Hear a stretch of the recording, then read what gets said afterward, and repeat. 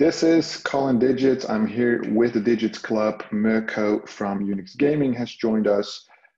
Focus of today, welcome once again, the Downmaker deal, SLT Capital. Some questions. We just reviewed the entire article together. It wasn't recorded, but we did go through the announcement. How happy are you that the announcement is now public and the partnership is in place? Very relieved, I would say, that everything went so smooth from the partnership side, but also the agreement we have among the three parties, because it's like, it's not, I would say, like a partnership we have, for example, with a few games you see maybe on our deck, where we have maybe an allocation, and do some streaming or guild support. This is really like a working relationship, a JV we built with these three companies, and looking really to conquer or making the GameFi space more attractive through our brands, and of course taking everyone's expertise basically to to bring give that to upcoming projects.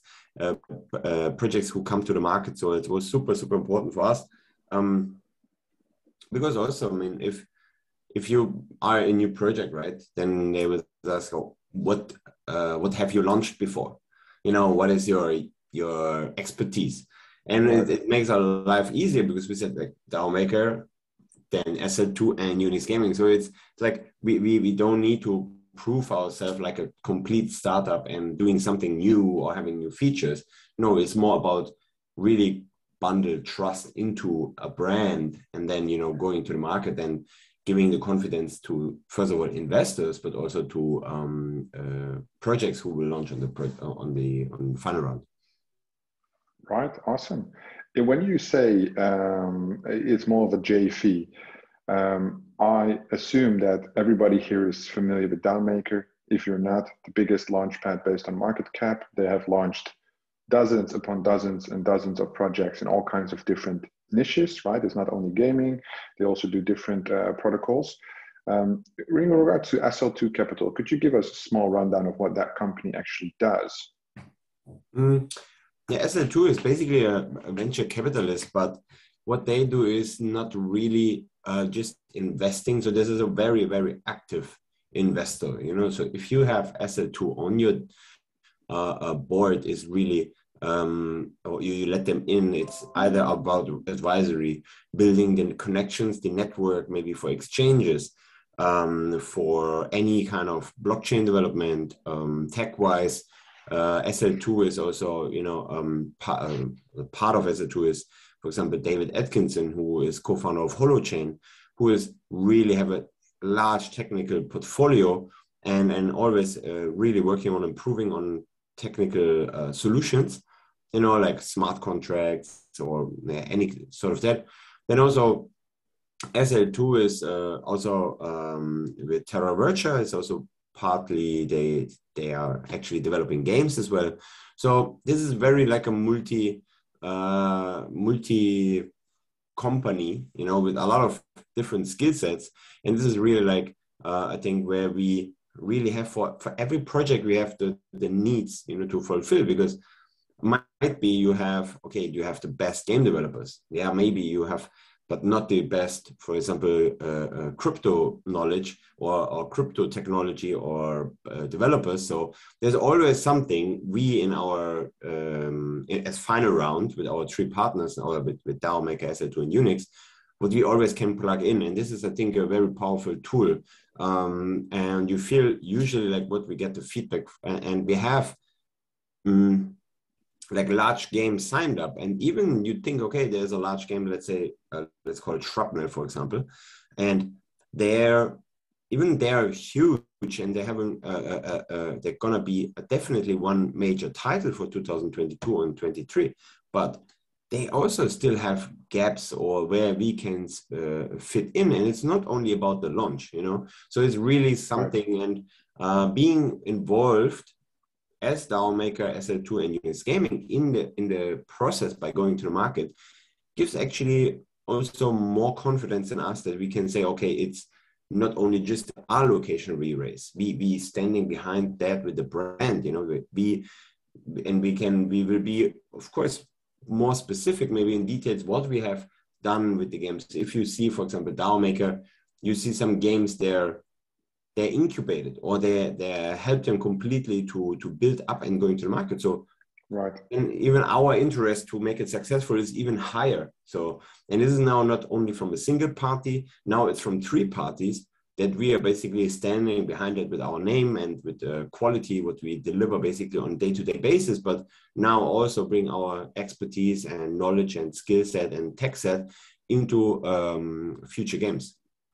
So on a implementation level, would that look like, for example, that SL2 from the investment branch fills the seed, DAO Maker becomes the market maker, you guys do the IDO, DAO Maker does the private. So is it like some setup like this, or is it more like post-launch?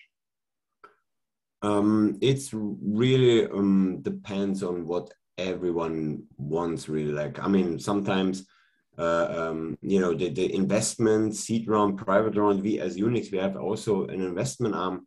So it's more like really what is the appetite, and as benefit, let's say, financially for the project. Or are we in the position to maybe take a larger seed or private position? Are we sharing that? The 3 of us, is everybody involved in that? No, so it's really different from project to project, because again, you have maybe a little mobile game, but there still could be a very good play and earn game. But then you have maybe Shrapnel as a major title. And so maybe you don't want to be too heavy, be involved in that little project, maybe more in the large project. Maybe you like more little. I say it really depends on the project itself, how much they want us to be involved, you know, that's also a thing. Right. And so it's really like... But basically, it would mean that when a project comes to either of the 3 parties, or you guys reach out, would it mean that it's most often a triangle deal, or will UNIX also participate without these parties involved? I mean, the Launchpad is one thing, right? I mean, the Launchpad is definitely just, it's always the 3 of us, you know, to bring a game to the market just from the allocation side, okay? Yeah. Because there's the due diligence is DAO Maker. The tech side, so basically integration on the Launchpad and, you know, building out the Launchpad, more EVM compatible chains, and all the tech part is done by SL2. And all the, let's say, guild side of things, and yeah, plugging in the GameFi expertise and the players, and, you know, giving the game visibility, and basically giving the game a kickstart on the ecosystem. There's where we come into play. So for each launch, you get all of the 3 of us. But if it's, you know, behind the curtains, let's say before launch, there's like a lot of actions, you know, a lot of communications, because I mean, a launch is not something what you know, yeah. They've been most of the games, they postponed their going to the market. Some games, for example, Engines of Fury, they wanted to launch in Jan, and now they're going live in May, you know. So it's like really a long, and all these things we discuss with this project, and there can be that maybe more heavy UNIX is involved, because that's what's needed. Maybe they have a strong tech team, another good tech team on the blockchain side, sorry. Then SL2 is plugging in. Maybe they want to really get like the full heavy advisory, and then SL2, DAO Maker, all of us sitting down, you know, like really like a roadmap with the project, who's doing what, like you're distributing tasks for each company, and inside our companies, we distributing basically the tasks, or having a project manager basically taking care of certain needs on the project. So it's yeah. So what would you say with the 3 of us, and everything what's pre-launch basically, that's happening between like really what is needed. Right, makes sense. Would you say in terms of the triangle, would you have more grip over the project now it's the 3 of you guys? I would assume so, right? Yeah, definitely. I mean, it's something what every project would need, I think, is like having basically the big brother, you know, and also really telling them, okay, guys, this is what we're gonna do. And maybe you have a false belief how all this works. I mean, there's projects that are saying, oh no, we don't, we have a $10,000 marketing budget. You know, then we tell them you should increase that maybe, you know. So it's like really, and we know where is the limits, right? What we can do, we cannot make magic, right? You cannot buy a $1 bottle of wine, use a better glass and it tastes better. No, you know, but the quality need to be there. And there's a limit what you can achieve from which certain budget, right? So, and this is something, yeah, we were very clear approaching the projects, what's going on. Sometimes you need to wash really someone the head and you say, hey, that's it.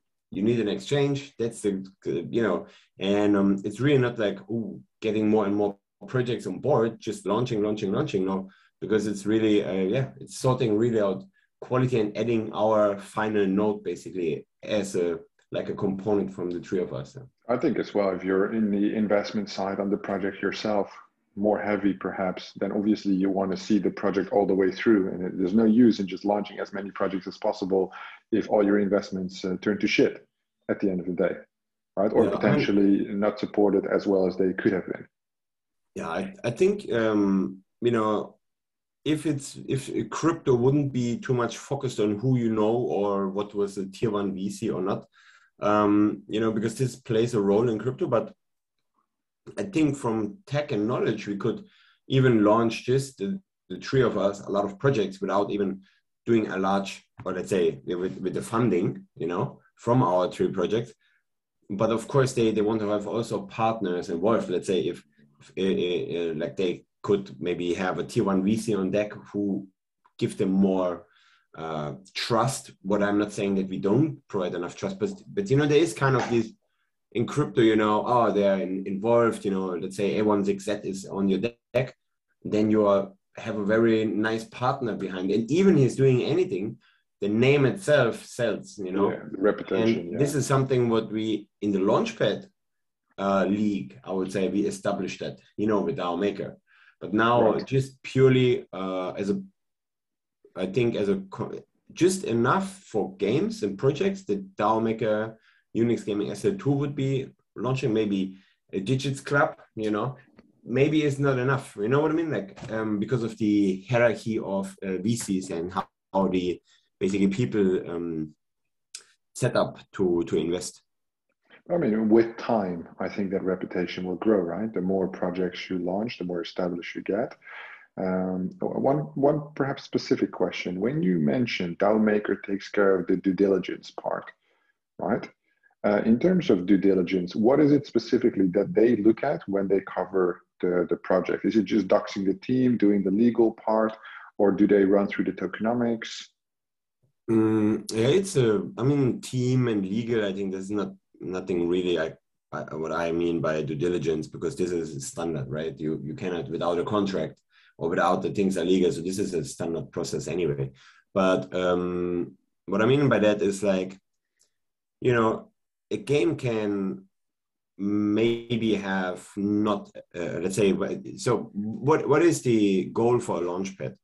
If you participate with your community, of course you want to have return on your investment, right? So, and most the Launchpads, they are measured by access on the projects they make, you know, like, so, and having there and really an expert with data and significant data from 4 years being live, is very important. And it's not really, you don't need to have necessarily a small market cap and maybe the ideal price to generate these access, but it can be also, let's say you have a larger valuation, but your following listing is maybe Binance. You know, there is no better volume you can have on a project than Binance. So, okay, then, and this sort of expertise and with I would say with a very, very high rate of success through DAO Maker, you know, it's a very, very beneficial for us. Even I could make my due diligence, but why should I do it when I'm having someone who done it many times? You know what I mean? 100% agree. And again, like, So there's different scenarios, you know, that you, again, like it can be a larger valuation, but, you know, if Binance is direct listing, you know, after the, let's say the launch, then why not? You know, there is a large volume on it. And so this is also for any investor or for the trader, it's like the ultimate goal to get listed on Binance. So there's like, and that's what I do. And again, for us, the legal part, it's anyway, we have to go through all that stuff, especially when it's US based. But in general, you know, no ticket without, you know, passport basically. So. Right. Well, that's a good one. That's a good one because we've seen. Obviously, there are launchpads that launch projects without doxing the team, and at this stage in the market, I think you're exposing yourself to the most obvious risk, and specifically when the launchpads are suffering.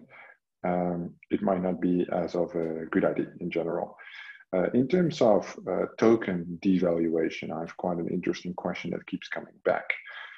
What we see quite a lot right now is that when tokens devaluate in a bearish pattern, right, of the market, makes sense. There's less launches, people are panicking, tokens devaluate specifically for launchpads quite aggressively. Yeah, I think it's a normal market behavior. But launchpads are desperately looking for solutions because obviously for maybe 80–90% of the investors on launchpads, that downward trend doesn't make sense to them. They panic, right? Because they're not in it for the long term or whatever. We see things like staking options. I'm not going to call any launchpads out in this AMA, but let's say 3 to 5 years, right, on staking, which I mean, that's just postponing the problem. Right? If you pay APY this long, if your launchpad is even around this long, right? It's basically locking in the user with it's not a false precept where you basically offer them something, but do you think it makes sense to offer such long staking options? To basically cut the circulating supply, reduce the supply, increase the demand, that kind of thing, to bump the price or at least stabilize the price? I mean, this is, I think you need to look what is behind the project, you know, like, and DAOmaker is a good example, and UNIX Gaming I would consider as well. So if you purely a launchpad, you need to work with tools within your niche, you know, like, so you are launchpad, you have the token, so you try, and what you mentioned, like mostly with the, like, okay, finding a way how to stabilize the coin through our launchpad, through our staking, through our user. But and for example, the DAOmaker side, DAOmaker became like a brand, right? DAOmaker is not only a launchpad. DAOmaker have also a stable farm. DAOmaker have the NFT drops, what is also where they building in right now. They have a mint of Maradona coming up, and so there's more features, you know, like in exploring different communities, basically to use your token, you know. And this is something also what we see in UNIX Gaming is we're not thinking, oh, we have another launchpad, what we're going to do with the token. Is the staking it's been anyway on our plan, and the price of the token will not only will be supported by the launchpad, because we have our gaming part anyway. We have the launchpad, we have the app, the marketplace looks pretty solid that we have a live version around 3 months from now. And that supports the token. There's other place what is supporting the token, and what is also, for example, also our NFT drop, what gets other audiences also, not only launchpad audiences, you know, so because there is like limitation. And yeah, I mean, with growing partnerships, especially on our side, in let's say in 4 or 5 different projects, same as DAOmaker, you know, more and more partnerships, you diversify the risk on your token, you know what I mean? Because you can stabilize or improve a token play on very, well, there could be different utilities, perhaps more demand. But would you then say, because I want to hear your opinion on your competitors, or at least say other launchpads, a 3 to 5 year staking option, even a 1 year staking option, just to stabilize the price from a business point of view, do you think it makes sense or it doesn't make sense? If the people really want to stake, why not? It's good. Depends on the return, what you're willing to pay in return, you know, because at the end you need to give something for it. You know, like you cannot just say, okay, for our Launchpad to participate, I think it's not enough, you know, without Right. having. So let me sketch you an example. Let's say we lock the token for 2 years, right? Yeah. We give you interesting APY, 120%, Yeah. right? Because you have to with such a long term. The reason you do this is to cut the circulating supply right now, lock the tokens, but the initial problem means that in 2 years' time, the initial foundation is unlocked plus the APY gained percentage. So the problem that you have right now, which might be 100% of a problem, is being dragged over to 2 years later. So you have 2 years to fix the problem. And then the problem is 260% because you have that 160% APY as well. Yeah. Do you know what I mean? Yeah, of course. I mean, if you can manage that then in 2 years to take then the hit, because they're going to be a hit, you know, every user who is going to sell his token then by release. That's why, for example, we extended our vesting and cliff, right, from our investors. It was actually the same reason to have a longer cliff, but also then is the question you have. So, okay, the cliff is longer, but, you know, basically we're going also to a very, very stretched vesting and having also not even intending to vesting on monthly or quarterly, it's daily. So you have a daily output on tokens, what we believe, and we went through with a lot of our partners, and what we believe that this is like a very, there's no this one moment, you know, it needs to be organically put back in circulation. And that's why yes, you do something, you can fix something now, but you move the problem. It's like a girlfriend. If you not talk to her now, she will be still angry, you know, even after 1 year, you know, it's like, so. Well, maybe not 1 year, but then she's gone, maybe 1 week, right? Yeah, but you know what I mean? It's like, I think it's like different things, like why you shift, you know, if the Launchpad, and then it's a question, if you do that, what is then the plan? So there need to be a heavy action plan because you put a lot of trust in that. And just from Launchpads who are like really like, there's so many, you know, and I'm not saying that, you know, they are bad or anything, but it's like, if it's only a Launchpad and there's just a Launchpad team, because Launchpad effectively just through launches, they're not making really much in revenue. You know, it's really not that much. So, and that's super important then having what we call our, let's say, accelerator in the background, really participating and you know, taking larger positions on the project itself on advisory, you know, or equity, you know. So this is the where final round definitely the build. And then you can even, with tokens from these games, you can even build that in with your community and say, you know, this is our portfolio as final round. Let's say we incubated over the last half year, we incubated maybe 6, 7, 10 projects, advisory. Once you get advisory, let's say play is unlocked, what you can do, go and basically purchase either your own token, because this is just an exchange of tokens in that point. You never paid for it. So, and this is like the long-term play. And there's even like also like how investment funds is like with a token. So for example,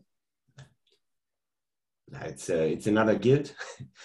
So, and their whole strategy is basically they don't do guild stuff. They said we're a guild and we're an investment guild, which makes for me no sense because a guild is actually with players. So I cannot be an investment guild when there's no people or players. So it doesn't matter anyway. I know which one you're talking about. Okay. So their concept is basically to now the token maybe go down, but once all their investments are unlocked, they planning, or they're saying at least, that we buying back, and I believe they do that, but they say 60% we do buybacks, or I am not sure if this was 60%, but they have a clear splitted percentage on what we're happening with the with the released invested capital, you know, in game tokens. And that's their strategy, basically, to increase the token price in the long run. Where I just have concerns, you know, if you're an investor, you should not dump on your projects. Like, you know what I mean? I mean, I'm not saying they're dumping, but 100% of this allocation is already planned to go somewhere. So there's not in this like, oh, we keep 20% or we just take our initial investment back or maybe profit. So it was really saying like, oh, we sell 100% and that's what we're going to do with it. It's very nice for the investors, but for the project itself, okay, you gave us 1 million and now you take us 10. You know, it's right. Yeah. And I also mean like from a business investment point of view, I understand their model. I think it's indeed quite a unique model. It's more money harvesting, right? As a fund would do, but they're not presenting themselves as such. When you would look at, like, for example, buybacks, when I would look at token valuation and like a linear upward trend, would make most sense. Obviously, you have the bearish and bullish sentiments, which play a large role. The Bitcoin dominance plays a large role. But what I would always say when I look at like charts is that if the value of the project is there, we see a slow upward linear trend over time, right? Because more people are using the token, more people want the token, and there's a limited supply, right? So the price slowly moves up. When you see like a linear downward trend and they need to do buybacks, in my opinion, you put your supply too big initially to begin with, because otherwise you don't have to buy back your token. And especially if you buy it back and don't put it in treasury, but buy back and burn, that basically means you want the total supply to be cut, and that's manipulating the price artificially by doing it yourself, right? It makes sense, it's all legal, but it's not the actual reflection of the market that your token is appreciating. You're just doing it yourself. Yeah, no, that's 100% correct. That's why, I mean, I think the buyback should be done from what the company is earning, but giving back to the people. Let's say you have a Launchpad and you increase maybe or a staking pool and you increase the APY for your current players. And of course you need to be somehow balanced that, you know, that you not over supply the market, but also it's like, I think it's, and moving forward on our token, it's really also what we're aiming for in the long run, you know, like buybacks, but like organic, you know, it's just cover what is given out, basically, you know. It's like that we have a nice balance in the market. So it's really what you want to do with the buyback. At the end, you can buy back everything if there's no more users, you know what I mean? Like if your project is not attractive, you buy back everything. But you know what you have. Yeah. So yeah, I don't know. No, definitely, it's a very good point. Yeah. I think token utility right now is one of the major downfalls of a lot of projects. In a bullish market, you go along with the trend of the market, and in the bearish market, the difference is being shown specifically on price stability. Which tokens, they will go down, right? The tokens, because that's the sentiment. But some tokens just went down 800%, where other tokens went down 60%, right? There's a huge difference in terms of tokens that are actually being used and not. So I've been talking with a lot of advisors on our NFT project, right? That we're launching end of June, like the huge PFP mint. And basically the thing is the same, right? We're bringing so much utility that there's like, okay, so the floor will be a linear upward trend we can already expect with the roadmap that we have designed. Other NFT projects, so for example, Moonbirds, obviously great reputation, right? Great team behind it, yet there is nothing yet, right? It's just a Discord. Imposters from Elliot, they're doing a game, they have a trailer, but it will take at least another year for alpha version to run, right? Which makes sense, they're raising funds, right? But when you have a real token into play, yeah, why is the Superfarm token not pumping as much?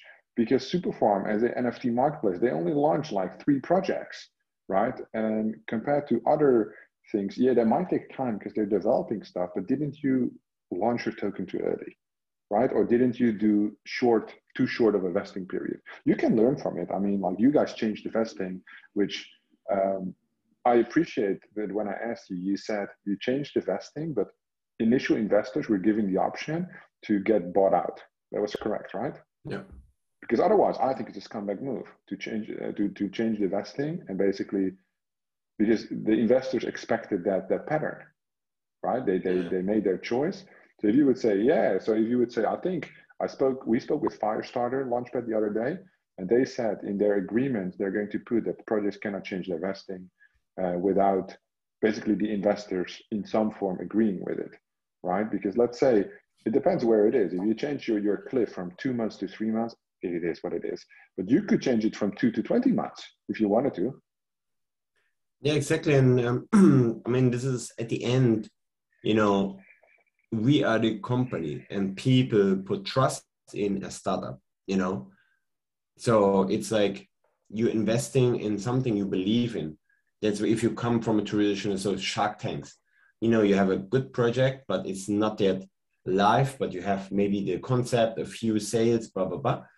And then it's like your project got rated, and these people then invite and buying in, and then buying still in a opportunity. You know, it's not guaranteed. And just literally to secure to bring our project, make it safe. You know, I don't mind. Sorry to say, but the investor side, if you're a VC, because that's your job basically. You know, you provide money that projects can go off, and especially larger investors, they're not picky and saying, "Oh, we need our money because this is our." Otherwise, financially, we are done. You know, and that's why also they do their due diligence. So we give them the option. Hey, this is the new plan.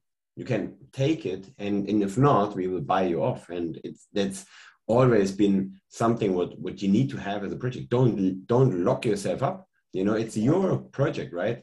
So, and of course, there have been not everybody, let's say, super happy, you know, say, yes, let's do it. You know, it wasn't like that, you know, but giving them having another pitch, basically, you know, what we had in the beginning. But in the beginning, it was really just like the revenue we had from the guild side and plus the white paper. You know, and now you have this, and technically roadmap, this is development status, that's our exchange pump. So it was much more, and I say, oh, yeah, okay, then that makes sense, you know. Well, it's the arguments at the end of the day, right? Specifically when you are, there must be a reason why you want to prolong the vesting, and there must be the right utility at the right time relative to all of the things. And if you have, so would you put UNIX, specifically with all the assets involved, would you mark it as a startup still, or would you move it into the scale-up phase?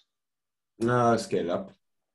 Yeah. Startup was, I mean, we have a clear road now to go technically on several edges. Now the time is to you know, build them out, because I think it's really just a matter of time, right? When the games are ready to launch. So we could launch like 1.5 months ago, but there was no game what it wanted to. So so there's the first project is live, you know, and then once something is running, we need to learn first, because everything is new, right? So to maintain it, you know, and this is just like how really when it's like you know, you drive a new car, you know, you need to get used to it first, and then okay, this is how it works. So now I can press the gas pedal, you know? So this is something. Then the app is coming, and then it's like, it keeps us also busy on several edges. And I think it's really about then now, like for the Launchpad itself, also we have a lot of user, right, for the tiers. And then it's really a user population game. So the app is definitely how your app is rated, how by having more user. How the marketplace is, it's rated by your transaction volume, you know, like user transaction volume. So, and then we are in a very different state, and we playing a very different ball game then, you know, like, and you know, our partnership team, very well, Andy, Simon, and the rest. So, and then it's really to building out and getting really all the partnerships in, and that's actually also what I want to leak a little bit here, is basically Azure Games, accidentally my neighbor, you know, so basically they are the third world largest game publisher, and they have so many games in pipeline, and Binance is basically connecting them with Binance. They're having, because Binance saw a huge interest, and they've been in Dubai for a conference, and so they're having like the game portfolio for the next, I would say, 50 games coming this year, next year, and we could get an exclusive with Azure as Launchpad partner, but also on certain games as advisor, you know, because, sorry, all these games, they're coming from traditional market. You know, they're not really having, or they have a certain idea about blockchain, but they're missing really mostly the component, the blockchain. And there's, again, where, for example, now SL2 is coming in, because David Atkinson building on an SDK is basically a plug-in model for making a game to a blockchain game with NFTs and token. So it's really like a toolkit how to monetize your traditional game with blockchain. So, and this is already the offer basically, and they know. And again, we have another meeting tomorrow and lining out, and we just want to assign 50 games with them. And it's not only the launch, it's really the fundraising. We have one game, we already spoke about it yesterday, fundraising, advisory, and blockchain, what we do for the game, plus launch. And then you have the other 50. That's why Binance is also pretty interested, you know, to get basically, first of all, Azure as a governance token, what will happen, but also to get exclusive deals on that. So, and if Binance Labs is behind on these games, so they want to have basically the right to invest, you know, like on a certain degree, either with Labs or with Binance itself. And that would mean that, you know, some of these games, they basically get also a Binance listing. So it's a very, very good position for us. And this is something we pretty interested in. And yeah, I have also just go back a little bit on the, when we talked about paying out investors. This is actually something we are looking at a little bit more heavy into, because we have also, let's say, a private person, yeah, what is supporting us pretty heavy. And he is, I mean, this is something, it's unusual in business, but he's really like, want to be part of UNIX, but he don't mind about, let's say, and we're talking about like 50 million in our fund. Yeah, so we basically, that's totally, completely private capital. And I want to make a deal with him. That's basically, we will pay off around maybe 4 or 5 million on our investor side. We keep really only the active investors, but it's basically our own money. So we're forecasting basically returns on the fund for him, make an agreement that we can take in initial capital to sell them off, and then, yeah, really reducing our complete allocation, basically what we gave out to investors, take it back to UNIX, where we have them basically very, very cheap tokens in the future to monetize, either give it out or, you know, once, let's say, vesting schedules happen, yeah, being more stronger in the back. So this is something, it's a very unique position. It's really like, because. And the big investor, he doesn't want to, because obviously that's a large amount of money, definitely from a private investor. Yeah. He thinks that's a good idea as well, to buy him out of his No, he strong is position. not in crypto. He is a friend of mine. I know him for many, many years. Can we also be friends? He's 57, and he basically said, I'm done, you know, Mirko. I just want to do something. You know, he have 3 companies. He done for his 3 companies the IPO, so they're live. He is having one more last company. He want to not maybe IPO, but he want to make an IDO. It's a cloud-based AI system for machine learnings, and basically they make already 20 million revenue in that company, and so on. So we help him to make an idea over that. He is privately, and this is just really because this is something what you meet people with a lot of money that really don't care anymore, and he just want to be in that. He is he believe in me because he said like, it's amazing. I know you from back then, and what you have done with crypto, and your knowledge is insane. So he believed that crypto is the future, blockchain and all that stuff. So that's his only intention. These 2 points is why he come in, and to let him in. Of course, I could let him in also for free, but asking them something as a favor is basically our paying out our investors. So not all. We have some very good relations with some. They're just providing money. So these ones we will basically pay out. But I think this will be a nice announcement also for the community, for holders, because there's definitely, we have less pressure on the token. Yeah. Right. And we're moving from being startup, or let's say once we've been a startup and funded, basically self-funded but just a half year later, so I think it's a very good way to go forward there. Interesting. So the money from the buyback, just from my understanding, so I don't confuse it, it comes from UNIX profits, or is it coming from this investor? Buybacks need to be organically. We don't do buybacks on if you would buy out the vested tokens. The buyout, that would be basically capital what we in together, but I don't want to take our working capital right now and limit it or make it bring the working capital down. But if I have an injection, let's say, and it's not confirmed if it's 40 or 50 million, but if I get an injection like this, and with it's not let's say, it's just an equity trade in general, right? It's just basically participating in our fund on certain conditions. Okay. And that's the whole thing. So we have. That's a good deal. That's a good deal. It's a good deal. We don't give away anything. The only thing we ask for something, and that's that. And we look at how this performs then, like when the deal take place.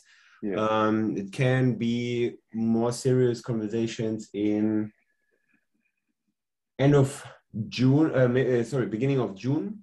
So I think throughout June, we will, sign that and, need to make it legal. Even he's my friend, but he will not do anything, of course, without the contract, especially when we talk about not 50 euros. So, yeah. Interesting. Good news. All right. Let's close it today on this good news, because that's definitely interesting. Every time we talk with you, we learn something new, and I definitely like the ideas of talking a little bit about the backgrounds, how it's working with DAOmaker, SL2. Super interesting, because we don't, as you know, Launchpad participants primarily on our audience, we don't often get information like that, right? And I do appreciate that you're always so willing to share and give us some knowledge, right? Sharing your knowledge. So definitely appreciate you, Mirko. Last week with Simon, we also had a blast. So that was also super funny. Definitely the Spaghetti Brothers are something else in terms of their energy. That was a very intense session. Anything you would like to add for this week, Mirko? No, I just think that, we working more close together, like on certain edges is what I really want to look forward with your community, or also personal level. I know I have not that much time maybe as other team members, but it's really like, I like this synergy from the very beginning. Otherwise we wouldn't have this good relationship. And especially about your NFT project and our NFT project, I'm pretty excited and would look forward to tie them also in somehow, through because I see our NFT collection more like a membership reward card, like MasterCard. You can get miles, Simon explained it to us last week. It's pretty dope. Yeah, definitely. I like what's the timeline on the NFTs? I think we can discuss that next week if they're still. Sure. You said end of June. I talked with Warren and Sean today, so our launch will postpone then a little bit, because but it's really early stage. But the good thing is on the NFT drop, sorry, we keep talking, but we have a, let's say, I would say an NFT VIP on board. It's the Chief Strategy Officer of Gary Vina NFTs. So he is basically will be on the deck, leading, you know, also to the market, open a network. He's not chilling our project, but definitely him to support it. And he did, by the way, the whole Coinbase NFT marketplace rollout together with Gary V and Vina NFT. So he is very well connected, and it's definitely a pleasure to have him supporting our project. And he's also the tech lead on our marketplace. Yeah, so, that's what I remember. He's the tech lead on the marketplace, and I'm so, just putting all the puzzles together because UNIX is definitely an amazing thing. But yeah, let's pick it up next week. I would love to know more about NFTs. Would be amazing. Thank you so much for today. I hope you have a great weekend. I hope everybody has a great weekend, and then hopefully we'll see you next week. Thank you, Colin. Bye-bye. All right. Thank you. Bye-bye.